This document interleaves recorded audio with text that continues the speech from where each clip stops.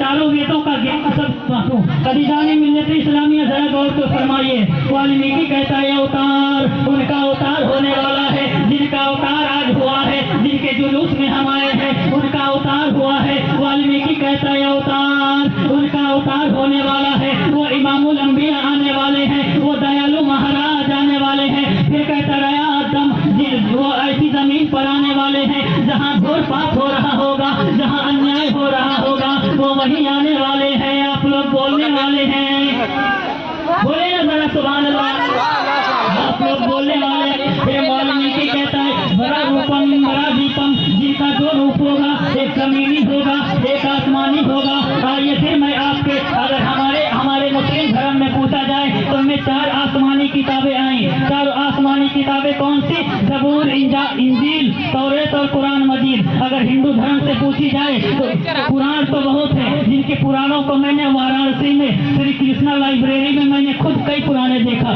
जिसमें 18 पुराण 12 पुराण, ऋग्वेद, असुरवेद, सामवेद, गीता, रामायण, जितने भी भगवत गीता है उसको सबको मैंने खुद पढ़ा। उसमें ऋग्वेद में अगर मुसलमानों से पूछा जाए कि ऐ मुसलमानों जरा बताओ तो सही हमारे धर्म में सबसे अच्छी किताब कौन है, सबसे अच्छा अखलाक वाली किताब कौन है, सबसे बेहतर है मुसलमानों बताओ तुम्हारी किताब कौन से है, तो ये सारे मुसलमान बताएंगे सबसे बेहतर किताब हमारी कुरान मजीद है, सबसे बेहतर हमारी कुरान मजीद है। अगर इन हिंदू भाइयों से पूछी जाए, हो सकता है ना नॉलेज हो लेकिन मुझे सब नॉलेज है। अगर इन हिंदू भाइयों से पूछा जाए बताओ तुम्हारे धर्म में जो ग्रंथें आई हैं, इन ग्रंथों में 4 ग्रंथें आसमान से उतरी, जिनमें से ऋग्वेद, असुरवेद, सामवेद, यजुर्वेद, ये 4 किताबें आसमान से आपके धर्म में नाजिल हुई। अगर आपसे पूछा जाए कि बताओ तुम्हारे इन 4 किताबों में सबसे अफजल सबसे अच्छा कौन सी किताब है, सबसे बेहतर किताब कौन सी है, तो आप कहेंगे ऋग्वेद है। अगर ऋग्वेद को उठाया जाए तो उसके पेज नंबर 64 को खोला जाए, पृष्ठ नंबर 64 को खोला जाए, जिसमें लिखा हुआ है यको जगदीश्वरा, यको जगत गुरु, यको जगदीश्वरा, यको जगत गुरु। ये पूरे वाल्मीकि कहता है वो ऋग्वेद में लिखा हुआ यको जगदीश्वरा, ईश्वर एक ही है, यको जगत गुरु, पूरे जगत का गुरु एक ही है। आप बताइए मेरा कोई गुरु है? मेरा कोई गुरु होगा ना जिसने मुझे पढ़ाया है? आपका कोई गुरु होगा ना जिसने आपको पढ़ाया होगा। इनका गुरु कोई और, इनका गुरु उनका गुरु, मेरे गुरु का गुरु कोई, उनका गुरु का गुरु, हर एक सबका गुरु है, लेकिन एक ऐसा गुरु है जिसका कोई गुरु नहीं है। वो गुरु है वो कौन सा है जिसके बारे में ऋग्वेद में आया यको जगदीश्वरा, यको जगत गुरु। वो गुरु एक ही है, वो ईश्वर एक ही है। यानी अगर हम अपनी जुबान में कहें तो हम अल्लाह कहते हैं। आपके धर्म में भगवान को, आपके धर्म में खुदा को कहा जाता है ब्रह्मा। ब्रह्मा कहता है अपना सबसे खुदा को।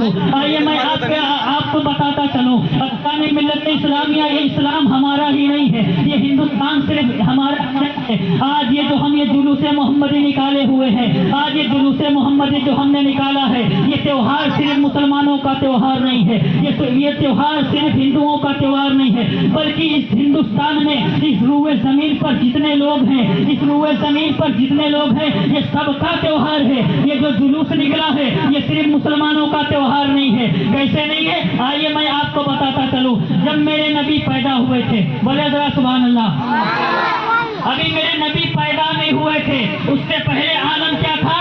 अगर किसी के घर में बेटी पैदा हो जाती, किसी के घर में बेटी पैदा हो जाती तो उस बेटी को जिंदा ही मिट्टी में दफन कर दिया जाता। जब तक मेरे नबी नहीं आए थे, अभी पैदा नहीं हुए थे, उससे पहले आलम था कि अगर किसी के घर में बेटी पैदा हो जाती तो बेटी को नीचे दबाते, उसके गर्दन पे लाश रखते, बच्ची का जुबान बाहर निकलता, उस बच्ची को दफन कर दिया जाता।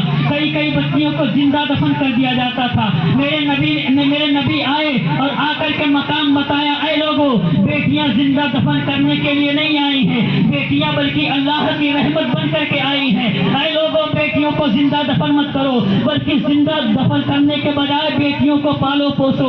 आज उसी नबी की बरकत है कि हमारे घरों में औरतें जिंदा हैं। आज उसी नबी की बरकत है कि हमारे घरों में बेटियां जिंदा हैं।